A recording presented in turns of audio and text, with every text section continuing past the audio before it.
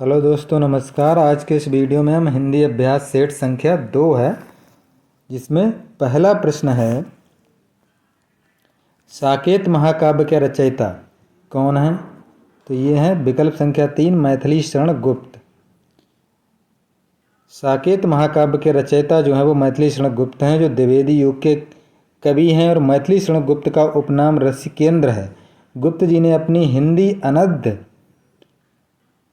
हिंदी गीति में नाटक में भारत के राष्ट्रीय आंदोलन के सामाजिक पक्ष को चित्रित किया है, इसीलिए इन्हें राष्ट्रीय कवि भी कहा जाता है।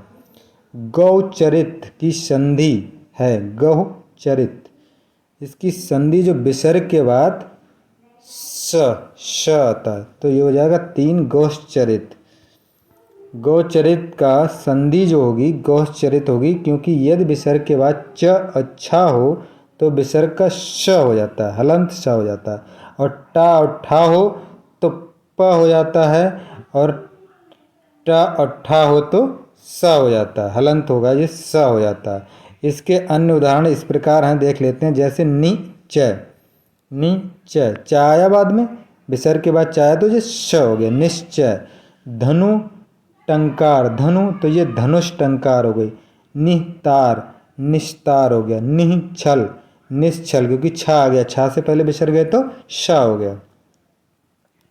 ठेठ हिंदी का ठाठ, ये किसकी रचना है? ठेठ हिंदी का ठाठ जो रचना है ये अयोध्या सिंह उपाध्याय हरिओद की है।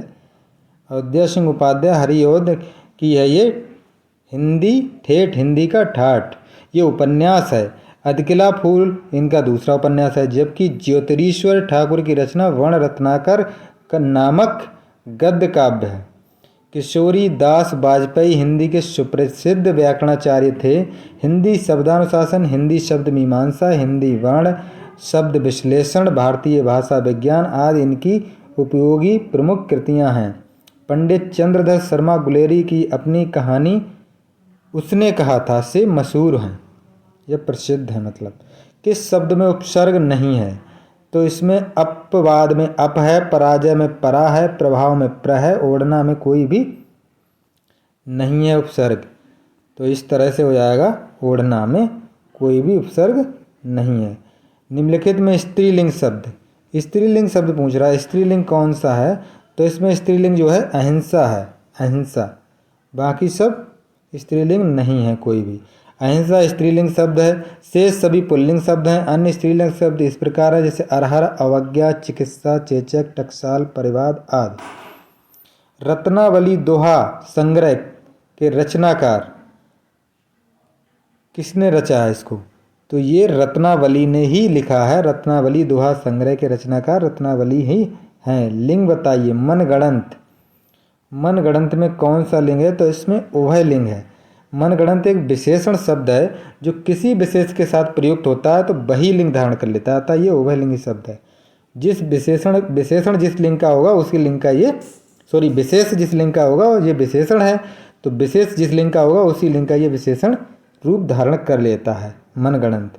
वाक्यांश का एक शब्द बनाइए। जिसके हृदय में ममता ना हो उसे कहेंगे निर्मम, जिसके हृदय में दया ना हो उसे कहेंगे निर्दय, और जिसके हृदय में भय ना हो वो निर्भय उसे कहेंगे। किसी वाक्य में विराम चिन्ह का किस वाक्य में, इसमें पूछ रहा किस वाक्य में विराम चिन्ह का उचित प्रयोग नहीं है? तो इसमें मैं मनुष्य में मानवता देखना चाहता हूँ, उसे देवता बनाने की मेरी इच्छा नहीं। सही है, वह दूर से बहुत दूर से आ रहा है। सुनो सुनो वह गा रही है, ये भी सही है। इसमें से जो है चौथा जो है प्रिय महाशय, प्रिय महाशय मैं आपका आभारी हूँ, तो इसमें प्रिय महाशय के बाद जो है विस्मयबोधक चिन्ह का प्रयोग होना चाहिए। विस्मयबोधक चिन्ह का प्रयोग होना चाहिए, तो ये गलत है। इसमें विराम चिन्ह का सही प्रयोग नहीं हुआ। निम्नलिखित में से महाप्राण व्यंजन, महाप्राण व्यंजन इसमें से कौन सा है? तो ये है 3, जो दूसरा प्रत्येक वर्ग का दूसरा और चौथा वर्ण, जैसे पा वर्ण है तो पा का फा, फिर भा, भा को छोड़ दें भा, फा और भा, पा वर्ण का।